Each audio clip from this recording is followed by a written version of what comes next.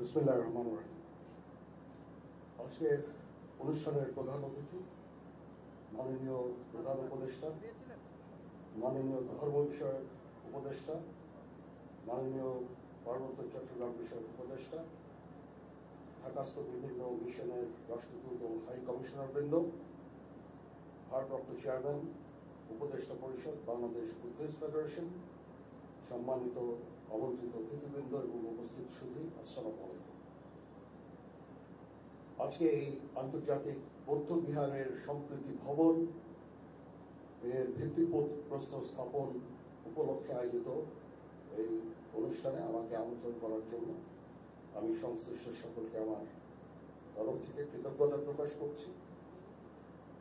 আমি মাননীয় প্রধান উপদেষ্টার প্রতিও কৃতজ্ঞতা প্রকাশ করছি। আমি যখন ওনাকে অনুরোধ করলাম এরকম একটা অনুষ্ঠানের জন্য, উনি সাথে সাথে রাজি হলেন এবং আমরা সবসময় এই দেশের ধর্ম, বর্ণ, গোত্র সকল সম্প্রদায়ের সাথে আমরা অত্যন্ত ওতপ্রোতভাবে জড়িত এবং আমরা একসাথে বাস করতে চাই।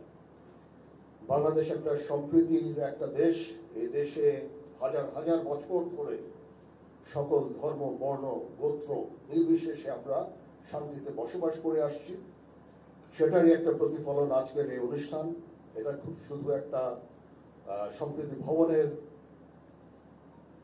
ভিত্তিপ্রস্তর স্থাপন উপলক্ষেই একটা অনুষ্ঠান নয়। এখানে আমরা একটা সম্প্রীতির একটা সমাবেশ করেছি, সেখানে সকল ধর্ম, বর্ণ, গোত্রের লোকজন আছে। আমরা এভাবেই আমরা আমাদের দেশটাকে দেখতে চাই। এই গৌতম বুদ্ধের যে নীতি, অহিংসবাদ, সম্প্রীতি, মানুষের প্রতি ভালোবাসা, হিংসা বিদ্বেষবিহীন দেশ, এটাই আমরা গড়ে তুলতে চাই এবং আমরা চাই সবাই একসাথে এখানে সুন্দরভাবে বসবাস করব। সেই উদ্দেশ্যেই আমরা সবসময় কাজ করে যাচ্ছি। এর আগে কঠিন চিবরদান একটা অনুষ্ঠান হয়েছিল, আমাদেরকে আমন্ত্রণ করা হয়েছিল, আমরা এসেছিলাম। তখনও জিওসি 9 পজিটিভ ডিভিশন তার লোকজন দিয়ে আমরা সবসময় শান্তি শৃঙ্খলা বজায় রেখেছি। এখন এই সম্প্রীতি ভবনের জন্য আনুমানিক 7.5 কোটি টাকার মতো ব্যয় হবে, সেটা আমরা ইনশাল্লাহ করে দিচ্ছি। এবং এখানে 24 positive division, 24 construction brigade commander এইখানে ভূমিকা রেখেছে। তারা ডিজাইন এবং আর্কিটেকচার ডিজাইন এবং যে স্ট্রাকচারাল ডিজাইন অনুযায়ী এই কনস্ট্রাকশনটা করে দেবে। আমি তাদেরকে বলেছি যে 1 থেকে 1.5 বছরের মধ্যে এই কনস্ট্রাকশনটা যেন শেষ হয়ে যায়। ইনশাল্লাহ আমরা সবাই আপনাদের সাথে আছি। এদেশ সবার, হিন্দু, বৌদ্ধ, খ্রিস্টান, মুসলমান সবার এই দেশ, এই সম্প্রীতি বজায় রেখে আমরা বাস করতে চাই। আমি আমার জীবনের একটা বড় সময়, জীবনের শুরুতে যৌবনের একটা বড় সময় আমি যেরকম হিল ট্র্যাক্সে আমি কাজ করেছি, সেখানে আমরা ওতপ্রোতভাবে বৌদ্ধ সম্প্রদায়ের সাথে জড়িত ছিলাম। সেখানে অনেক কঠিন চিবরদান অনুষ্ঠান হয়েছে, সেখানে গিয়েছি এবং তাদের সাথে ওতপ্রোতভাবে আমরা কাজ করেছি। আমরা চাই যেরকম হিল ট্র্যাক্সে পার্বত্য চট্টগ্রাম যেন শান্তি বিরাজ করে, তার জন্য যা কিছু করতে হয় আমরা করতে রাজি আছি। সমগ্র দেশে এই সাম্প্রদায়িক সম্প্রীতি রক্ষার জন্য যা কিছু করতে হয় সেটা আমরা করতে সবসময় সদা প্রস্তুত থাকব।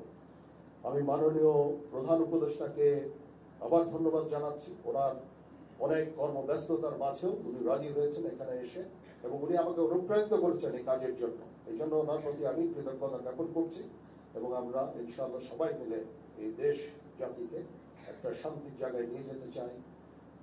গৌতম বুদ্ধের বাণীর এখন এই বর্তমান সময়ে অত্যন্ত গুরুত্বপূর্ণ। আমরা শান্তির দেশ চাই, শৃঙ্খলার দেশ চাই।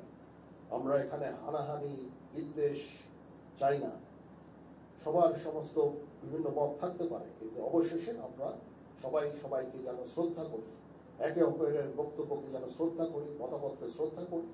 আমাদের নিজস্ব মতামত থাকবে, সে অনুযায়ী আমরা অবশ্যই কাজ করব, কিন্তু আমরা একে অপরের প্রতি যেন শ্রদ্ধাবোধটা থাকে সেদিকে আমাদের লক্ষ্য রাখা অত্যন্ত জরুরি।